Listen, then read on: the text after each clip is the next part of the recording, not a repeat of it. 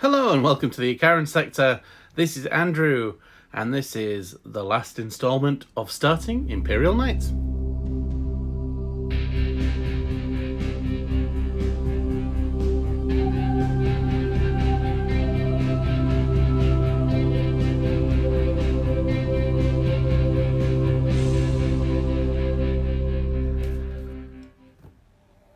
So, as I said, I wanted to quickly round up the Imperial Knights, the starting Imperial Knights series I've done. Finally made it to 1,000 points. So I thought I'd look at each of the models, have a quick chat about them, quick chat about the lore. So this is their HQ unit. This is the Lady Diana, and she's the Helverin with the Helverin autocannons and the... Well, I mean, these are removable. I can change it out for the melter if I wanted, but it's got the stubber on. Mostly for range because these guys tend to stay at the back. And yeah, so she's got gold trim, more detailing across the carapace. So basically these skulls are from the same planet, Our Lady's Grace, as the sisters. So I'm thinking the lore's starting to build up. I don't actually have a household name for them yet. I'm still working on that. Suggestions in the comments would be very nice. But they're kind of working in conjunction with the sisters.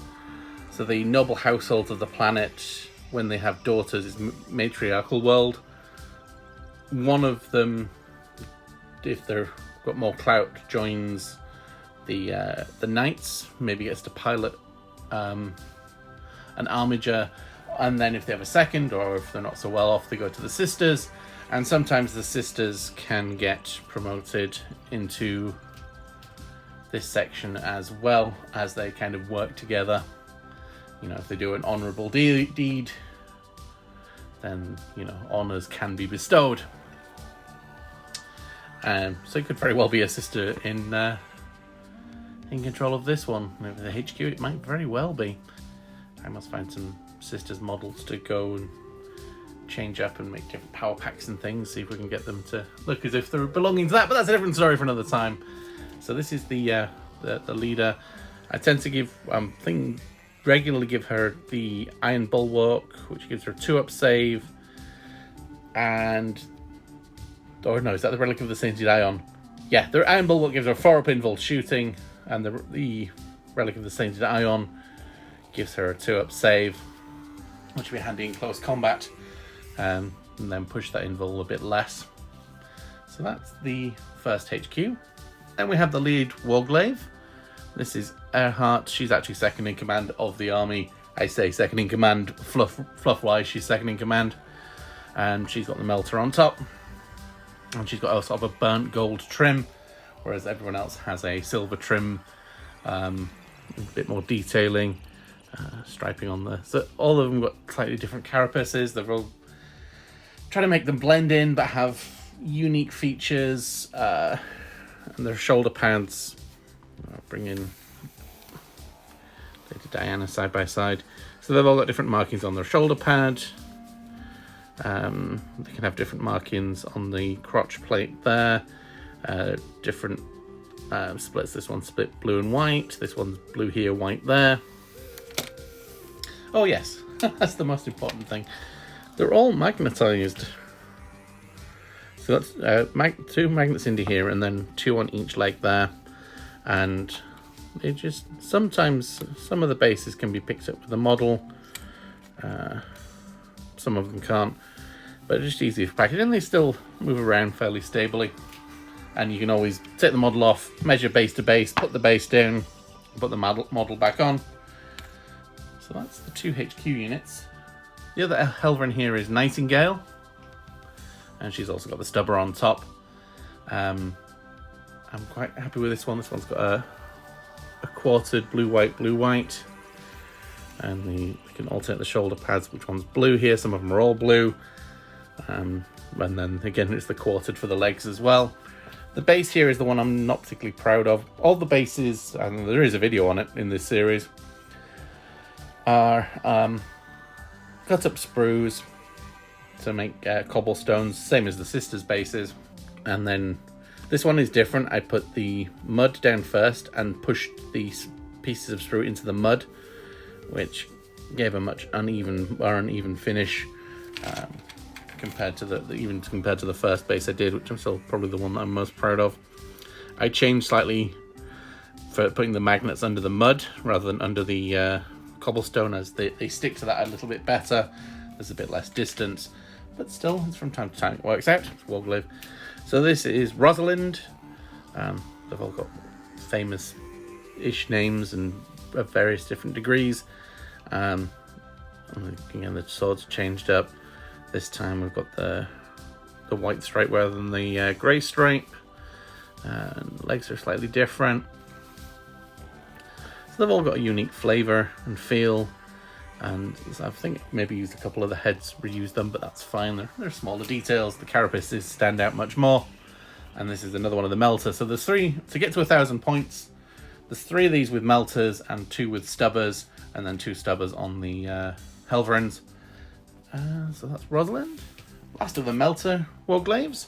And it's been fun because it's like you swap the position of the legs, you can swatch the arms to either side, which I've tried to done make things a bit unique. This is Catherine, and she's much more white. She's got the blue at the back there, and no blue on her legs. Yeah, that's her. Right, and then we've got 2 more with the last 2 that I've put together. So with the onto the stubbers, the last 2 here. This one's Curie. She's got slightly purple head. I think I got the purple much later into building these. So yeah, there's touches of flashes of uniqueness. I'm quite happy with the heating on the effect on the melter, or thermal spear, that one, isn't it? Thermal cannon, thermal spear, and their chainsword arm.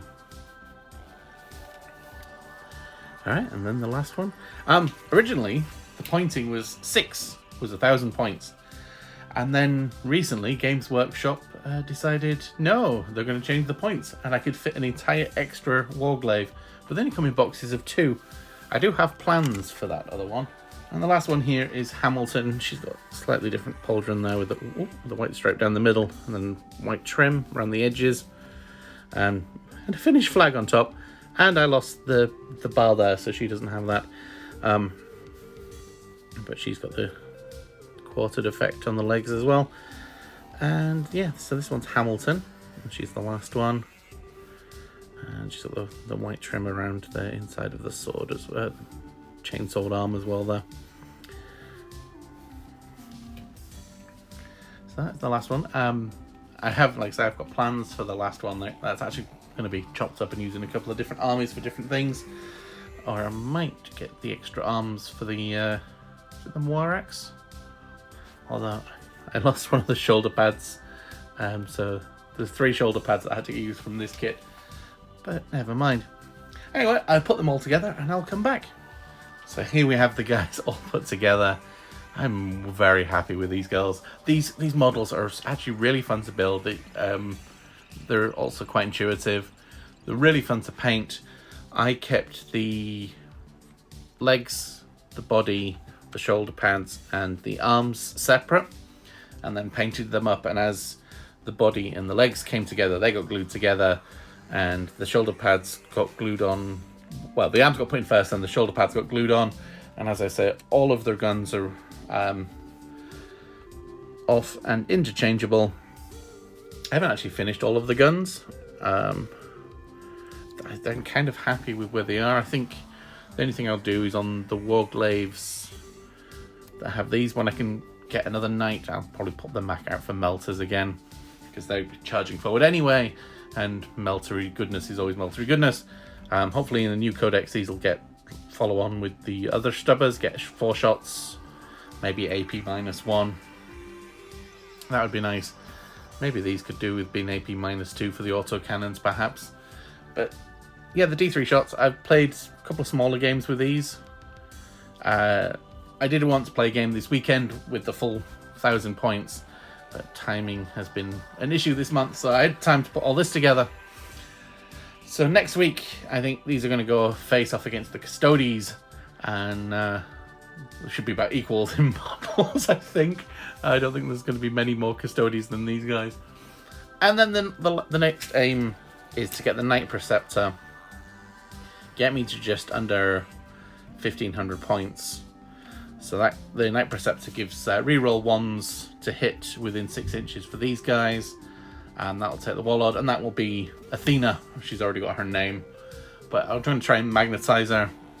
I might come back and video her as I build her, and as I learn about magnetizing her, changing out for all the different arms and things.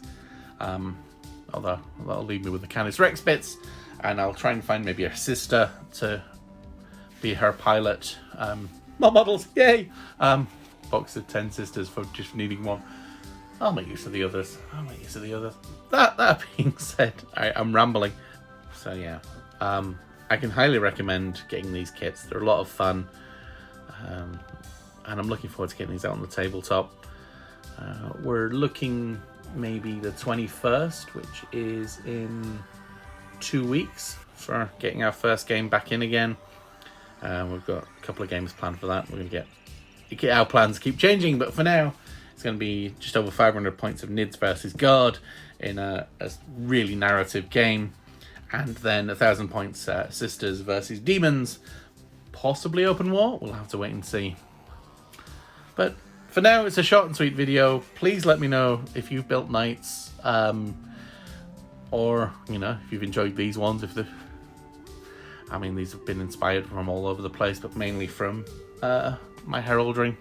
Alright, rambling aside, thank you very much for watching. I'm Andrew, this is the Karen Sector. Please do like and subscribe. More battle reps coming up, solo hammer. Then hopefully we get back into me and Christian, and then maybe some other guests and things as we grow. That's what we're looking forward to. Thank you very much, we'll see you in the next video.